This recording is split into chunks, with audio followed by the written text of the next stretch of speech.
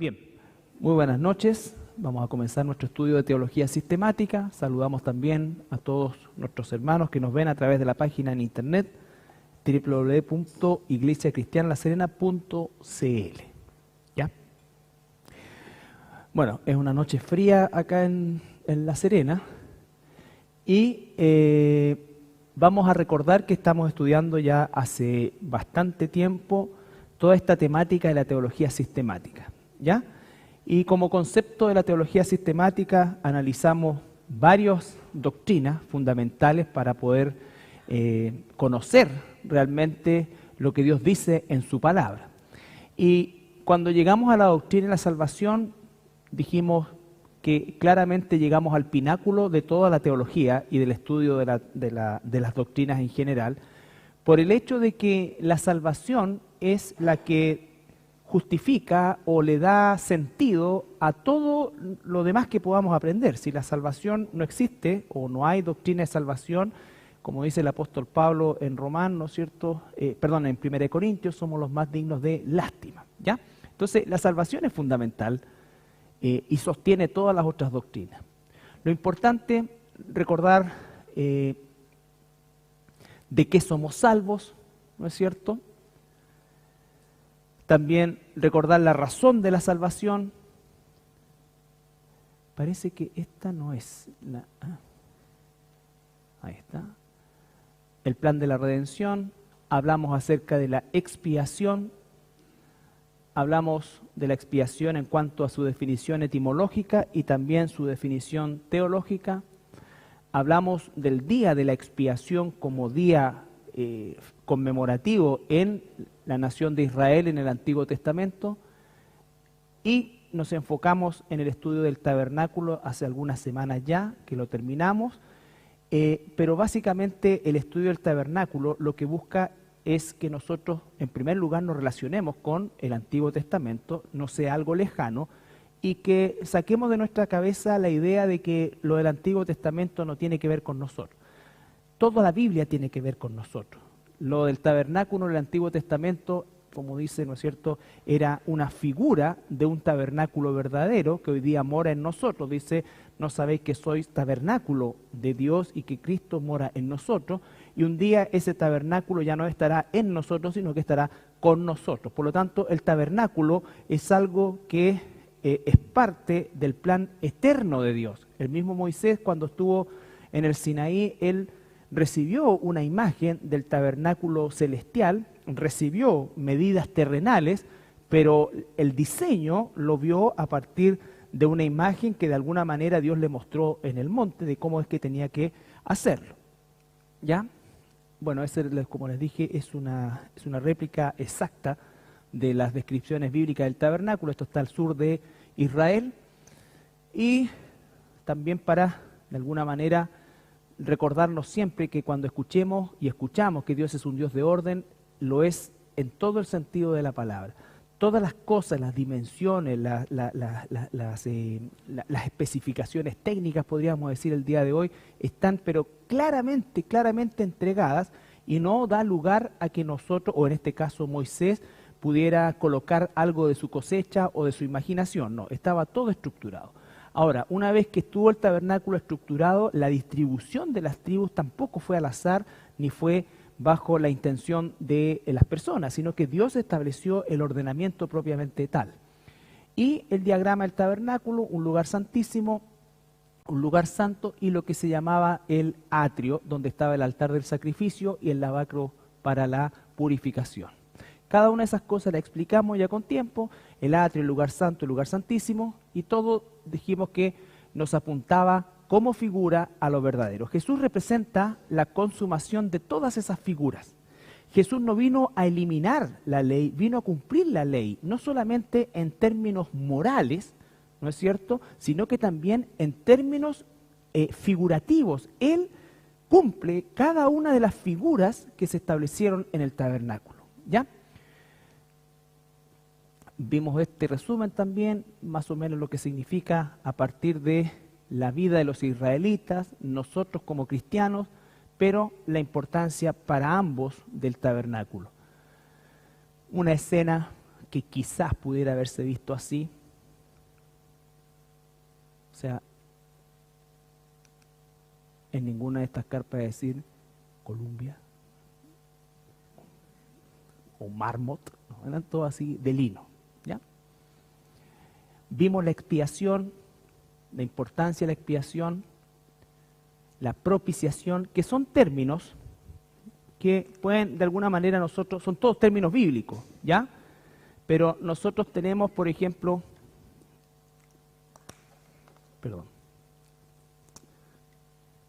la expiación,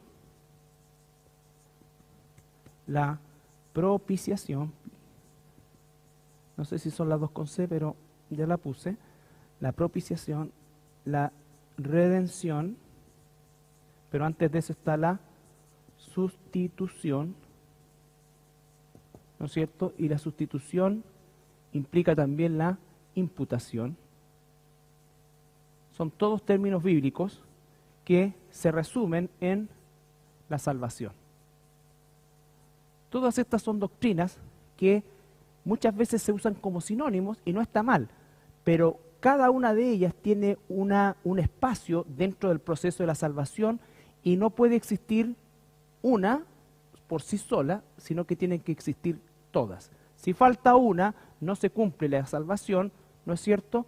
Es necesario todas las doctrinas, ¿no es cierto? Y dijimos que la expiación constituía el sacrificio propiamente tal, la propiciación, el objeto del sacrificio o el lugar del sacrificio, que era en ese caso el propiciatorio, con un propósito sustitutivo en vez de, para poder realizar una imputación que finalmente completara la redención o rescate, ¿ya? Así que más o menos eso es lo que hemos ido viendo hasta el momento. Hablamos de la figura del arca, que representaba, como todo el tabernáculo, a Cristo, donde la tapa del arca era de oro puro, a diferencia de la caja del arca, que estaba hecha de madera de acacia y oro, lo que representa la doble naturaleza con que Jesús vino, una naturaleza humana y una naturaleza divina, ¿no es cierto? Pero el propiciatorio, la tapa, era el lugar donde el sumo sacerdote una vez al año, después de realizar el sacrificio en el altar del holocausto, entraba, ¿no es cierto?, pasaba por el lugar santo, entraba al lugar santísimo y con su dedo él rociaba 7 veces esta parte, el propiciatorio, ¿ya? Entonces, los dos querubines que operaban a manera de testigos y representantes en un sentido del trono de Dios, y todo eso era figurativo. Ahora, dentro del arca se encontraban las tablas de la ley, una vasija con maná y la vara de Aarón que reverdeció, dice, ¿no es cierto?, que representan también a Jesucristo, la palabra de Dios, la provisión de Dios. Jesús dijo, yo soy el pan de vida, vuestros padres comieron maná, el maná en el desierto, pero yo soy el pan que bajó del cielo, en fin. Y la vara, recuerden que siempre tiene el sentido de dirección y también de autoridad, ¿ya? De autoridad. Todo eso representa a Cristo. Ahora, el sumo sacerdote entraba y esas 7 veces, recuerden, era por cada día de la creación que Adán dañó con su pecado, es redimido ahí en un sentido figurativo. Y se coloca sobre el propiciatorio, que recordamos nosotros ahora, Cristo es nuestra propiciación, dice, y de alguna manera el efecto del Antiguo Testamento en esta figura era solamente, según la misma palabra lo dice, de aplacar la ira de Dios. Cubría solamente y aplacaba. Por eso es que los muertos durante la economía del Antiguo Testamento no podían ir directamente a la presencia de Dios, porque esto era solamente una figura. Y tuvieron que ser mantenidos en el seno de Abraham hasta que Cristo realizara el sacrificio único y verdadero, ¿ya? Entonces, todo eso representativo apuntaba a Cristo, ¿ya? Ahora, el propósito de haber estudiado el tabernáculo, habiéndonos saltado muchísimas cosas que son representativas y hermosas, como las fiestas, como el mismo vestimenta de los sacerdotes y en especial del sumo sacerdote, cada una de esas cosas apunta a Jesucristo. Pero nosotros, teniendo ya una concepción mucho más integrada de lo que es el tabernáculo o lo que fue el tabernáculo de manera figurativa, le damos mayor valor al tabernáculo actual, porque que era una de las cosas, por ejemplo, que nosotros nos damos cuenta que existía en relación al pueblo de Israel con el tabernáculo, era la solemnidad, ¿no es cierto?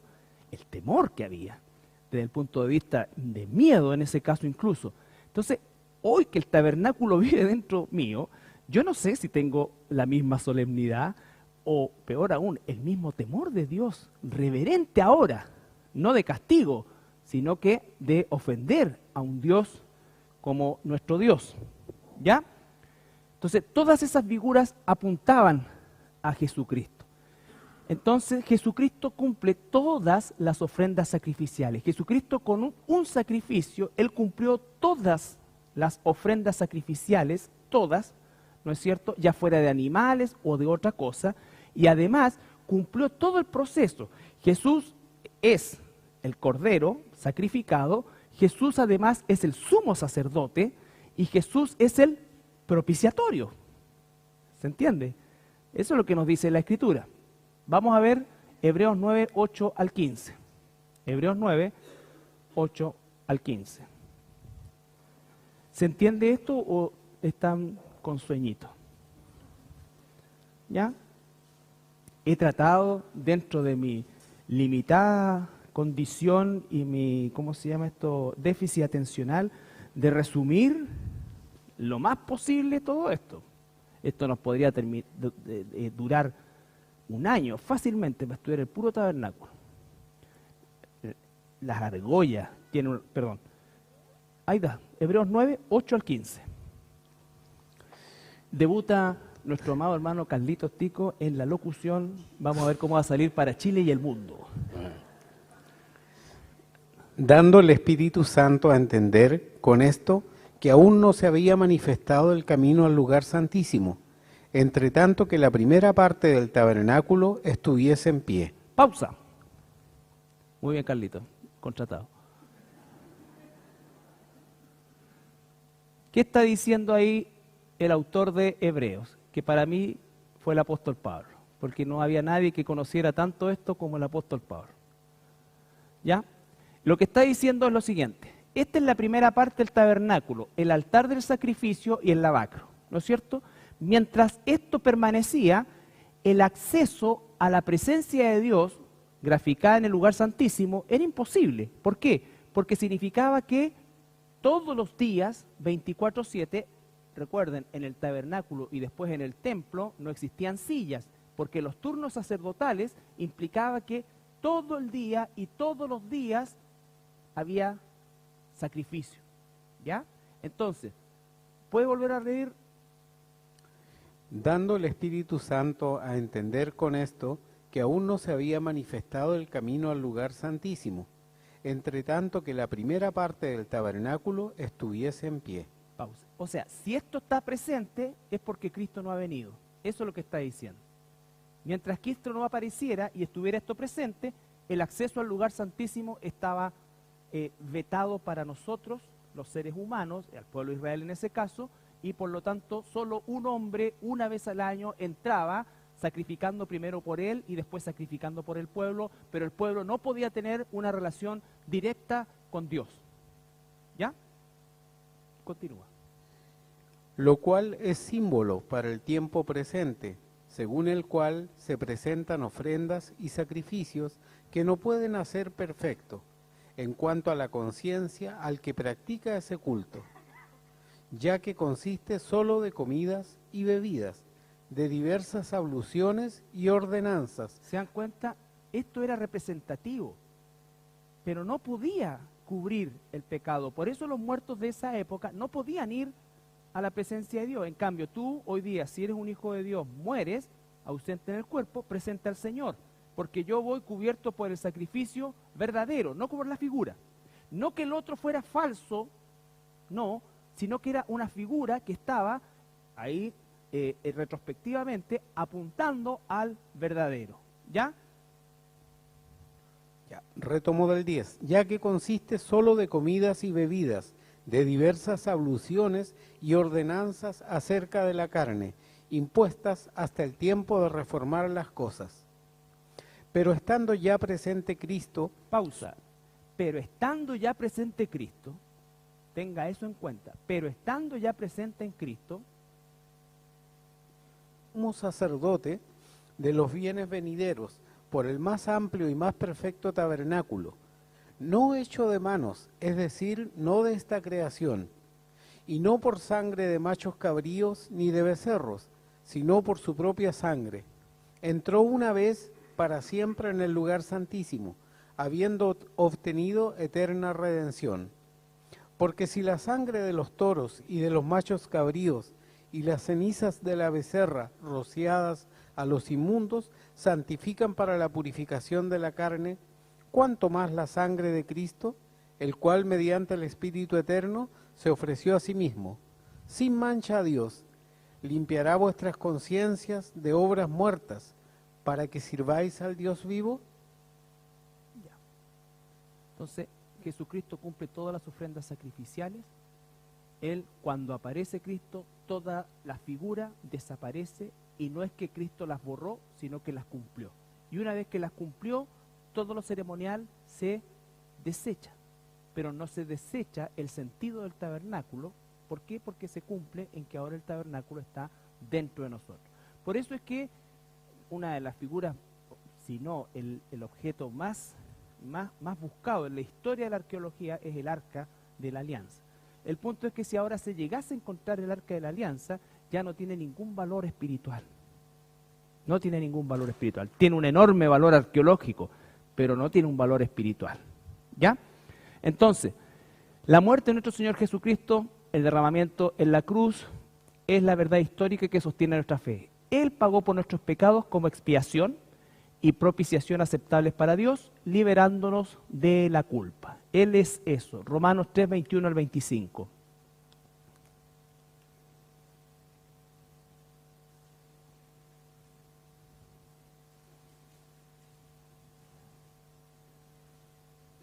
Pero ahora, aparte de la ley, se ha manifestado la justicia de Dios, testificada por la ley y por los profetas. La justicia. Lo que está diciendo ahí, ¿qué es lo que está diciendo? Ahora, aparte de la ley, no en vez de la ley, sino que aparte de la ley, algo cumplido, se manifiesta la justicia de Dios, ¿no es cierto?, que fue dicha por los profetas, la ley y los profetas, ¿no es cierto? Ahora, ¿cómo se ha manifestado? Eso es lo que está diciendo. Ya la figura pasó, ahora, ¿cómo se manifiesta aquello que fue enseñado por medio de figuras, sombras y figuras? La justicia de Dios por medio de la fe en Jesucristo, para todos los que creen en Él, porque no hay diferencia, por cuanto todos pecaron y están destituidos de la gloria de Dios, siendo justificados gratuitamente por su gracia, mediante la redención que es en Cristo Jesús, a quien Dios puso como propiciación por medio de la fe en su sangre, para manifestar su justicia, a causa de haber pasado por alto en su paciencia los pecados pasados. Hoy día Dios no pasa por alto, hoy día Dios los pagó. En el Antiguo Testamento pasaba por alto, los aplacaba. Pero en Cristo se paga, porque jamás un animal iba a pagar el pecado. Eso es la figura, ¿ya? Pero que apuntaba al Cordero de Dios que quita el pecado del mundo. Entonces, Cristo es nuestra propiciación, Cristo es nuestra expiación, Cristo es el Cordero del sacrificio, Cristo es nuestra expiación, Cristo es nuestro Yom Kippur. ¿Ya? Él es nuestro Yom Kippur. Nosotros ya no esperamos el día del perdón, nosotros ya hemos recibido el perdón, ¿ya? Pero también Cristo es nuestra Pascua, nos sacó de la esclavitud a la libertad, ¿no es cierto? Vamos a ver 1 Corintios 5, 7 y 8.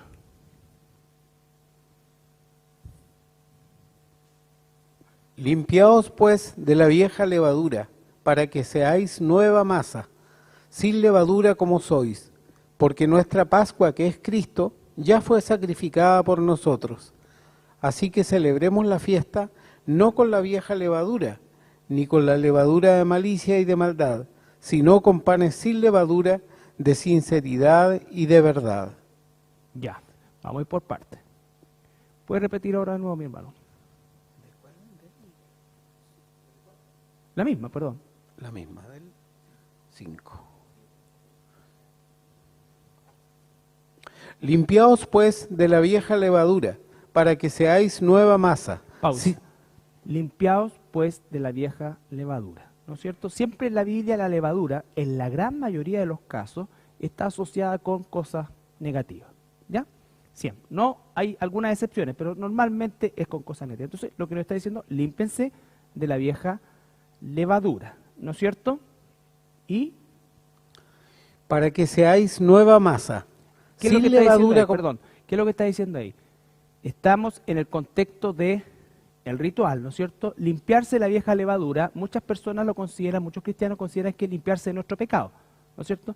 Pero en realidad nosotros no podemos limpiar nuestro pecado, Cristo nos limpia nuestro pecado. Lo que está diciendo es, ya no vivamos bajo el concepto de los rituales, que era la vieja forma de hacerlo, que era imperfecta, ¿no es cierto? Y ahora, para poder ser nueva masa, nosotros tenemos que limpiarnos de esa levadura. ¿Qué es lo que está haciendo hoy día, por ejemplo, la nación de Israel? No está queriendo limpiarse la vieja levadura, sino que lo que está queriendo es volver a la vieja levadura, ¿ya? Que incluye, por supuesto, pecaminosidad y todo lo que implica. Dele. Sin levadura como sois, porque nuestra Pascua, que es Cristo, ya fue sacrificada por nosotros. Así que celebremos la fiesta, no con la vieja levadura ni con la levadura de malicia y de maldad, sino con panes sin levadura, de sinceridad y de verdad. Ve que dice la vieja levadura y la levadura de malicia, son dos cosas. Una son la levadura de malicia de mi propia maldad, no celebro así, pero también con la vieja levadura de los rituales. ¿Por qué? Porque Cristo es nuestra Pascua. Nosotros no necesitamos celebrar la Pascua desde el punto de vista de darle un sentido de ritual a la celebración de la Pascua. No, lo que nosotros necesitamos es saber que en Cristo ya Él es nuestra Pascua. Él es nuestra Pascua, Él nos sacó. Y si nos sacó de manera definitiva. La Pascua que celebramos nosotros es en Cristo. En Cristo. Lo que celebramos la semana pasada es una conmemoración similar a lo que es la Santa Cena. ¿Ya? Similar a lo que es la Santa Cena. Un memorial. ¿Ya? Pero no debe la Iglesia cristiana obligadamente celebrar o realizar celebraciones de festividades que eran figuras, ¿no es cierto?, representativas de Cristo. Ahora, culturalmente y una serie de otras cosas puede ser, de hecho es algo muy significativo, porque cada alimento que se comía en la cena de Pascua tenía una razón de ser.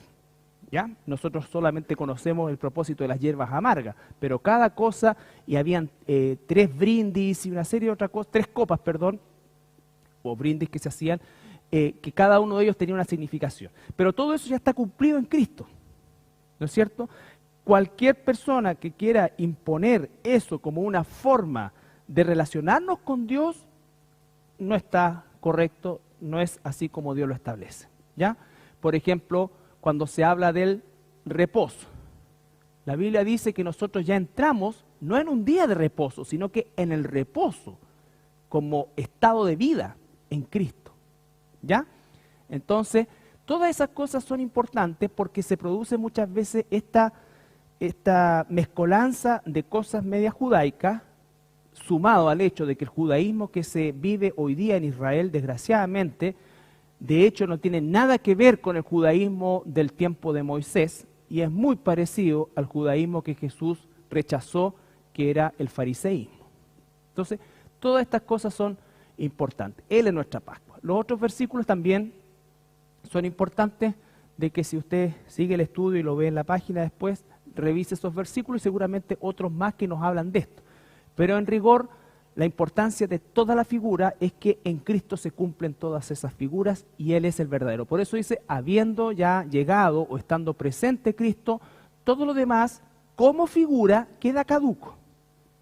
El sentido y el propósito de cada una de esas cosas continúan porque quedan en Cristo. Él es nuestra Pascua, Él es la expiación, Él es la salvación, Él es todo, ¿no es cierto? Bien. Hoy vamos a ver la justificación. ya específicamente hablando de la justificación. Todo esto, vuelvo a insistir, es parte del vocabulario de la salvación.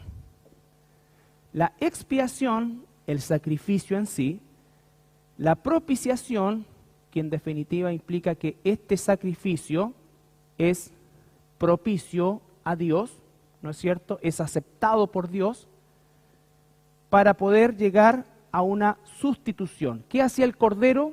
Sustituía al hombre. ¿Ya? ¿Para qué? Para que en el caso del Antiguo Testamento representativamente se imputaba justicia, entre comillas, por medio de ese sacrificio. Y eso, en el caso de Israel, redimía por un año. ¿Ya? Por un año.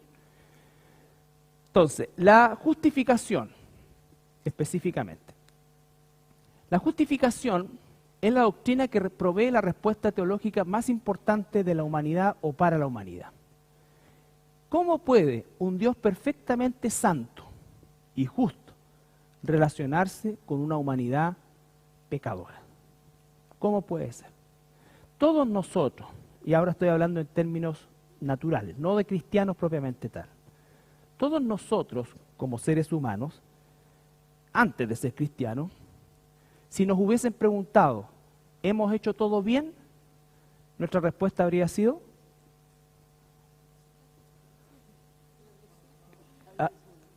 creo que sí. ¿Podría firmarme un papel en blanco de que creo que sí?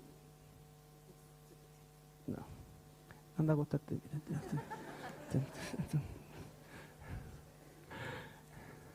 O sea, normalmente nosotros diríamos más o menos, ¿no es cierto? Más o menos. La típica pregunta que uno hace en el evangelismo. Si tú te mueres esta noche, suponiendo, y te pones y llegas delante de Dios, es una suposición, ¿cierto? Y Dios está ahí y te pregunta, ¿por qué tengo que dejarte entrar? ¿Cuál sería tu respuesta? No he sido tan malo. No he sido tan malo. La pregunta es, ¿alcanza para un Dios justo, santo y perfecto el no he sido tan malo? Estamos viendo teológicamente, no lo que yo pienso de aquí para allá. La gente piensa cualquier cosa de aquí para allá. La gente va, ¿no es cierto?, sin ser cristiano, no, si en realidad yo no voy a ninguna parte porque yo a veces me meto a cualquier iglesia y ahí converso con el de arriba. Y yo no sé con quién conversará, pero con Dios no conversa porque Dios no tiene relación con el pecado. Y a menos que Dios se relacione conmigo, yo jamás podré relacionarme con Él. ¿Se entiende eso? Estoy imposibilitado. Estoy imposibilitado. Entonces llego allá arriba, en realidad, mira, yo, no voy a llegar con una carpeta de buenas obras y cosas que he hecho. ¿Ya? ¿Cómo es que eso? Todos los seres humanos reconocemos que hay algo malo. Cuando el ser humano cauteriza su mente, ¿ya? Y cuando el ser humano ya definitivamente hace eso, ¿no es cierto? Cauteriza su mente, normalmente lo vamos a escuchar decir, yo no me arrepiento de nada. Es más, si volviera a nacer, haría lo mismo. Un cristiano no piensa así. Un cristiano tiene que arrepentirse de todo como condición, ¿no es cierto? Y seguramente querrá en Cristo ahora hacer todo de nuevo y hacerlo bien a los ojos de Dios. ¿Ya? ¿Cómo puede ser eso? Primero que nada, recordar algunos atributos de Dios. Un Dios perfecto, santo y justo. Por ejemplo, Job 4:17. Job 4:17. ¿Será el hombre más justo que Dios? ¿Será el varón más limpio que el que lo hizo? La respuesta es, ¿cuál era la pregunta? ¿Será el hombre? ¿Será el hombre más justo que Dios? ¿Será el varón más limpio que el que lo hizo? La respuesta es no. Recuerden, estamos en el capítulo 4. O sea, lo que le pasó a Job es seguro que no le ha pasado a ningún otro ser humano, ¿no es cierto? Ni en la magnitud, ni en la rapidez con que ocurrieron las cosas. En un mismo día quedó en la miseria, En un mismo día se le murieron todos los hijos. En un mismo día se agarró todas las pestes que te puedas imaginar. Todo en un mismo día.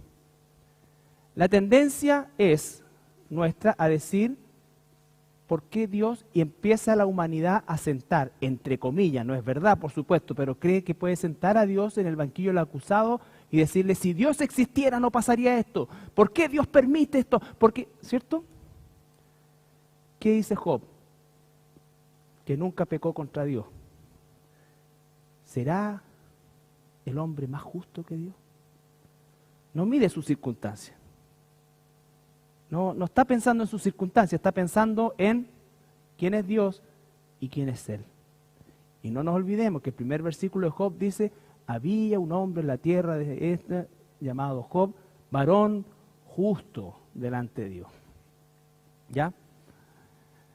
Salmo 19:9.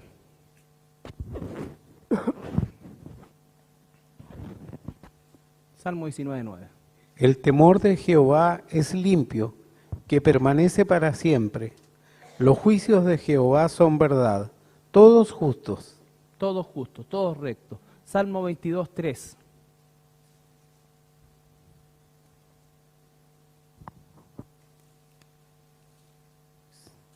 Pero tú eres santo, tú que habitas entre las alabanzas de Israel. Tú eres santo, tú eres justo, tú eres bueno. ¿Recuerdan al Señor Jesús cuando el joven rico va y le dice, maestro bueno? Y Jesús le dice, ¿por qué me llamas bueno?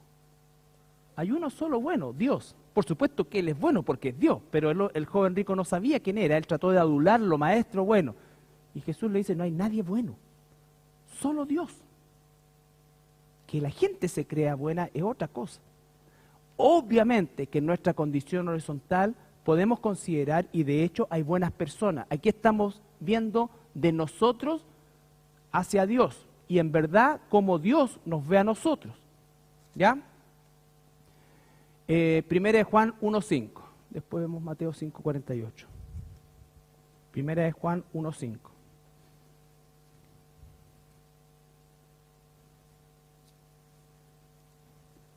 Este es el mensaje que hemos oído de él y os anunciamos. Dios es luz y no hay ninguna tinieblas en él. Dios es luz y no hay ninguna tiniebla en él. Estamos claros, los atributos de Dios son absolutos, santo, perfecto, justo, todo, todo, todo. Ahora, nosotros no podemos tener la patudez de poner atributos, son características del hombre. ¿Ya? Características del hombre. Primera de Reyes 8:46. Dios santo, justo, perfecto, todo. Ahora, ¿cómo es que soy yo? Primera de Reyes 8:46. Si pecaren contra ti, porque no hay hombre que no peque, y estuvieses airado contra ellos, y los entregares delante del enemigo para que los cautive y lleve a tierra enemiga, sea lejos o cerca. ¿No es cierto? El primer versículo, de nuevo, por favor. Si pecaren contra ti, porque no hay hombre que no peque. No hay hombre que no peque, ¿no es cierto? No hay hombre que no peque. Esa es la declaración del rey David, ¿no es cierto? No hay hombre que no peque. Proverbios 29.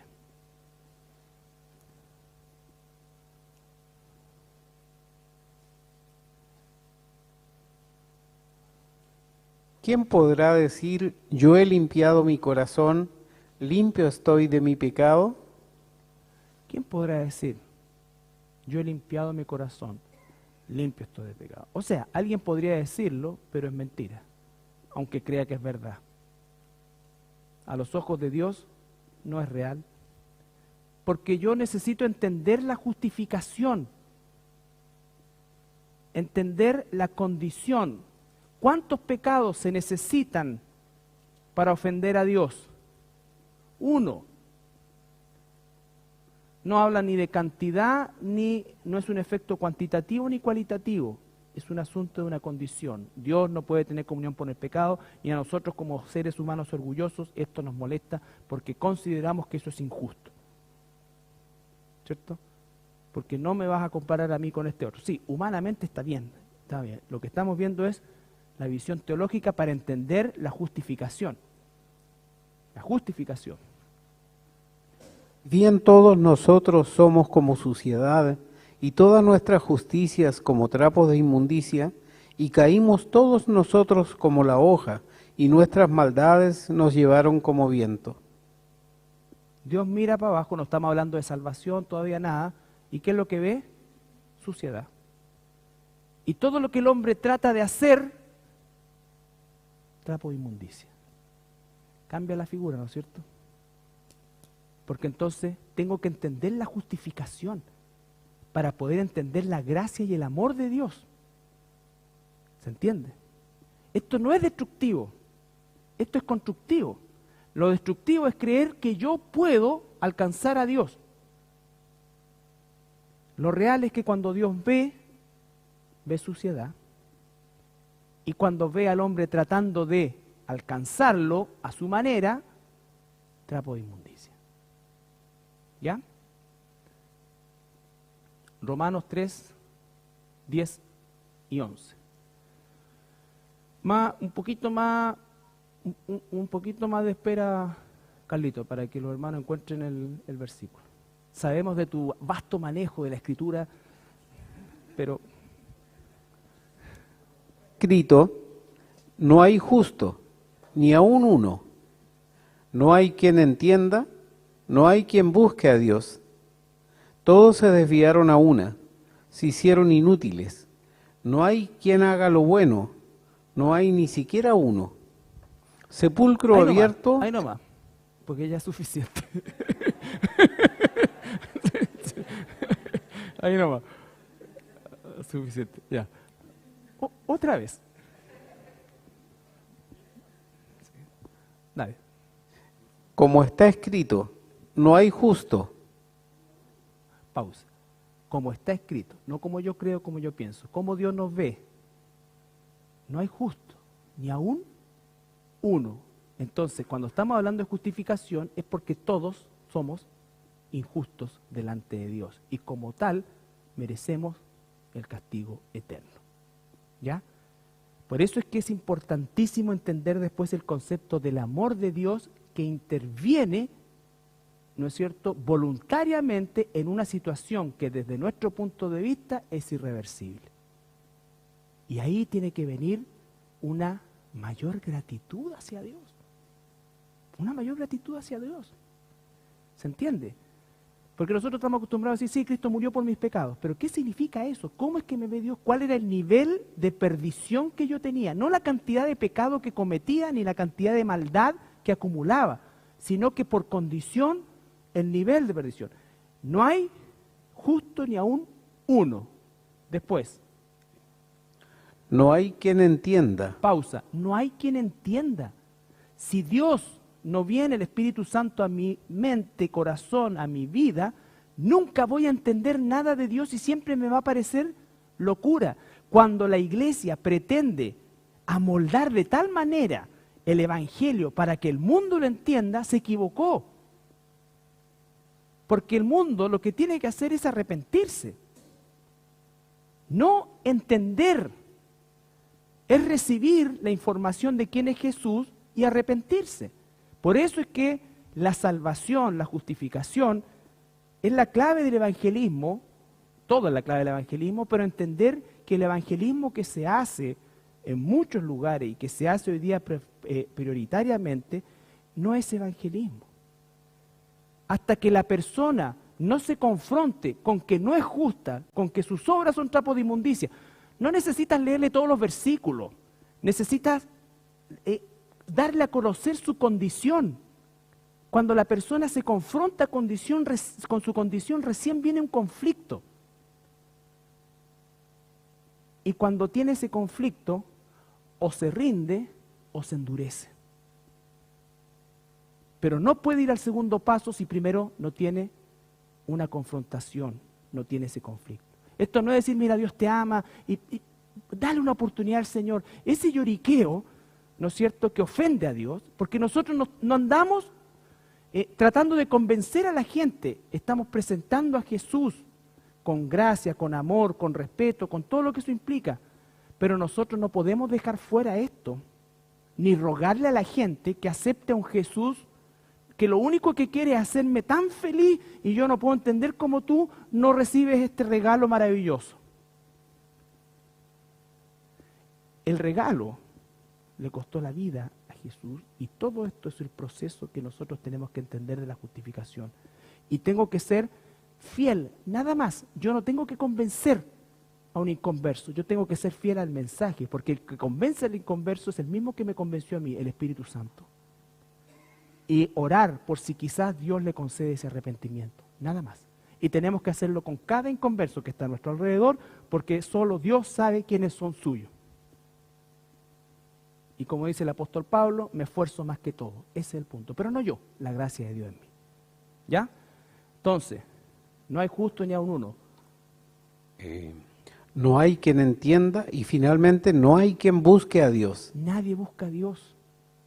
Yo siempre he buscado a Dios. No, tú buscabas a tu Dios o a cualquier tipo de Dios. Y si llegaste al Dios verdadero es porque Dios te atrajo a Él. No porque tú lo buscaste. Todos nosotros, y esto quiero que también lo entendamos, cuando yo recibí al Señor fue un acto real. Desde el punto de vista que alguien me presentó el Evangelio y yo dije, sí, yo acepto al Señor Jesucristo, me arrepiento, todo lo que eso significa. Pero cuando paso el umbral, me doy cuenta que Él fue el que me atrajo y Él ya me había salvado de antes. Por eso es que nosotros no predicamos con la predestinación. ¿Cómo se te ocurre andar predicando con la predestinación a los inconversos? No, a los inconversos hay que presentarle el Evangelio. El Evangelio es llamarle, mira, esta es tu condición, si tú mueres vas al infierno. Dios pagó el precio del pecado y Él te está diciendo que te arrepientas. Y me ha dado a mí el ministerio de la reconciliación para que tú estés en paz con Dios. ¿Quieres recibir al Señor Jesucristo? Sí, recibió al Señor Jesucristo. Claro que evangelizamos así, pero la persona en el tiempo, ¿qué va a entender? Lo que todos nosotros hemos entendido. Que yo lo amo porque Él me amó primero y que Él me eligió antes de la fundación del mundo, por las razones que solo Él sabe. ¿Ya? Ahora, 1 Juan 1:10.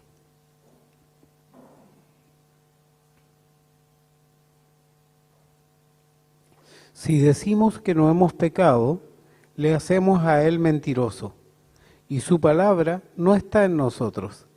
Si decimos que no hemos pecado, decimos que Dios es mentiroso, porque Él nos ve con pecado.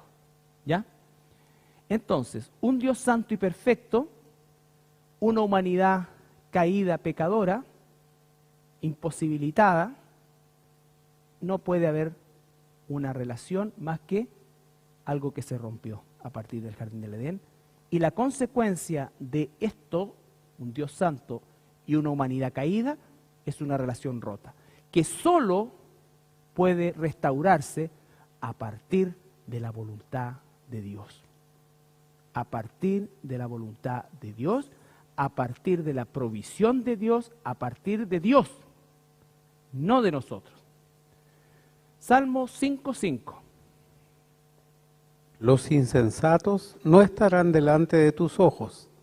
Aborreces a todos los que hacen iniquidad. Pausa.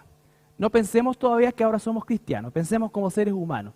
Cierto que cuando aborrece a todos los que hacen iniquidad, ¿cuántos se ven en ese pasaje? Como humanos nomás. Cierto que como que lo miramos de manera con otro.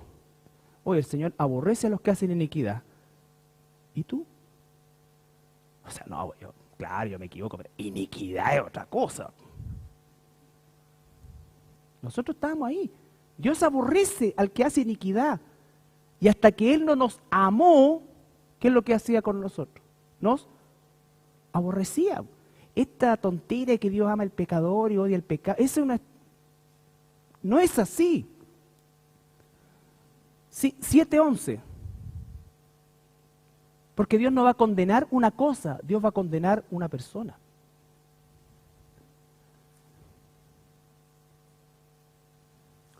Dios es juez justo y Dios está irado contra el impío todos los días. Todos los días está irado contra el impío.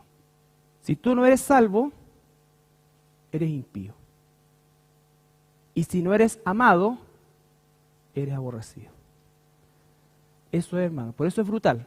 Por eso es que las iglesias que enseñamos la doctrina, que no es fácil de digerir, ¿no es cierto? Lo que no significa que Dios no ama, pero tengo que entender el amor de Dios. Y tengo que entender el amor de Dios en mí y el amor de Dios a través de mí. Él está irado todos los días contra el impío. Contra el impío. El impío cree que tiene relación con Dios. Dios en su gracia o en su providencia general, obviamente que el impío se puede hasta burlar de Dios, se puede insultar a Dios y no le va a pasar ahora nada. Pero eso no cambia que Dios está irado contra el impío. Y si ese impío no es alguien que va a ser salvo, ese impío será condenado. Por eso es que tengo que entender también el amor de Dios y agradecer a Dios que me amó sin merecerlo, porque yo soy de la misma masa. Tú eres de la misma masa. Nadie busca a Dios. Dios me buscó a mí. Él me eligió antes. Todo lo que sabemos. No es para nosotros sentirnos mejores que otros. No, es para ser más agradecidos y a todos darles el mensaje de salvación. Esforzarnos como una forma de agradecer a Dios lo que Él hizo por nosotros. Y si Él me dice, anda y a todas las personas, háblales de mí, ora por ellos, perdónalos. Eso es. Eso es. Yo sé que no es fácil para mí, no es fácil para ti, pero es hacia allá donde tenemos que apuntar. Hacia allá tenemos que apuntar. Cuando Pablo dice, ya descortémosle esto de los rudimentos de acá, que allá, que... No, ahora estamos comiendo carne más, o alimento más sólido. Más sólido, ¿para qué? Para que nosotros maduremos. Porque yo pienso, honestamente, como se están dando las cosas, que el tiempo siempre es corto y ahora creo que es más corto que nunca. Conecta tu equipo, busca otra fuente de energía. Aceptar. ¿Qué libro es ese? ¿Murió ya? No, pero estamos ok, si no, no creo que moleste eso. Salmo 133. Salmo 133. Ya, si mirares a los pecados, ¿quién, oh Señor, podrá mantenerse? No dijo ya, es Jehová, ¿no es cierto? La expresión, Jehová, si mirares a los pecados, ¿quién puede sostenerse? David está diciendo, si tú no pasaras por alto el pecado, ¿no es cierto?, por medio de ese sacrificio simbólico, ¿quién puede sostenerse en pie? ¿Ya? Y Romanos 3:23, un versículo muy conocido. Gracias, David. Por cuanto todos pecaron y están destituidos de la gloria de Dios. Ya. Entonces, la justificación va a responder esta pregunta fundamental: ¿cómo es que un Dios perfecto, santo, sin pecado, justo, va a relacionarse con una criatura diametralmente opuesta con Él? ¿Ya? Caída, pecadora, que no lo busca, que no lo entiende, ¿no es cierto?, que no le obedece, en fin, todo lo que eso implica. ¿Cómo lo va a hacer? Y ahí entonces va a venir la figura de nuestro Señor Jesucristo. Por eso es que Él es el único mediador entre Dios y los seres humanos. Pedro dijo, en ningún otro hay salvación. Hay un solo nombre dado a los hombres bajo el cielo en el cual somos salvos, Jesucristo. ¿Ya? Jesucristo. Él es nuestra propiciación, Él es nuestra expiación, Él es nuestro sustituto, Él nos imputa justicia, Él nos redime. La justificación es un acto legal. La justificación es un acto legal inmediato. ¿Ya? Inmediato. Eso significa que después que soy justificado, comienza un proceso de santificación. Puedo ahora ser libre del pecado y vivir en y para la justicia de Dios. Pero la justificación es un acto automático, legal de Dios. Somos declarados justos. Por eso es que la salvación verdadera no se pierde. Es imposible que se pierda porque todo depende de Él. Todo es sostenido por Él. Él eligió, Él pagó, Él redimió y Él santifica. ¿Ya? Es un acto legal, inmediato, posicional como se llama, ¿no es cierto? Una pareja de novios entra al registro civil solteros y al rato sale casado. Pero ahí empieza la vida matrimonial, ¿no es cierto? Si yo fuera, huérfano y me adoptara un matrimonio, una familia, no este porte por supuesto, yo entro al lugar donde se va a hacer el trámite, ¿no es cierto? Entro como huérfano y salgo como hijo. Yo soy trasladado de las tinieblas a la luz, de muerte a vida. Pero esto es el inicio del camino, no el final del camino. ¿Ya? Ok. ¿Alguna pregunta?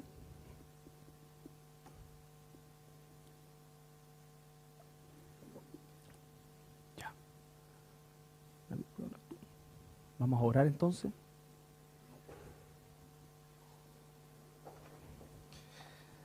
Padre, en esta noche, una vez más agradecemos, Señor, tu bondad para con nosotros, tu misericordia y por sobre todo la salvación que tú nos has concedido, Señor. Gracias porque incluso, Señor, durante estos días hemos podido recordar con mayor fuerza ese sacrificio que hiciste en esa cruz y que ha permitido nuestra redención, sin siquiera nosotros entenderlo, Padre Celestial, pero tú lo has hecho así porque te ha placido por tu voluntad. Te pedimos perdón, sabemos, Señor, que te fallamos, te pedimos perdón porque nunca estaremos a la altura, pero, Señor, te agradecemos por tu Espíritu Santo que nos guía, que nos ayuda a poder vivir esta vida, Señor, cada día. Guíanos, Señor, a través de tu palabra, cada día, guíanos a través de la oración. Permítenos, Señor, poder cada vez comprometernos más también, Señor, con el crecimiento de nuestros hermanos. Permítenos, Padre Celestial, ser parte, Señor, de tu iglesia y poder evangelizar, Señor, a través de lo que tú has hecho con nuestras vidas también, Padre, para que muchos otros puedan conocerte a ti. Rogamos, Padre, por nuestros hermanos y las personas que se conectan a través de la transmisión para que tú les puedas bendecir a ellos también, Señor. Y agradecemos por haber puesto a nuestro pastor en este día para poder escuchar de tu palabra. Oramos en el nombre de Jesús. Amén.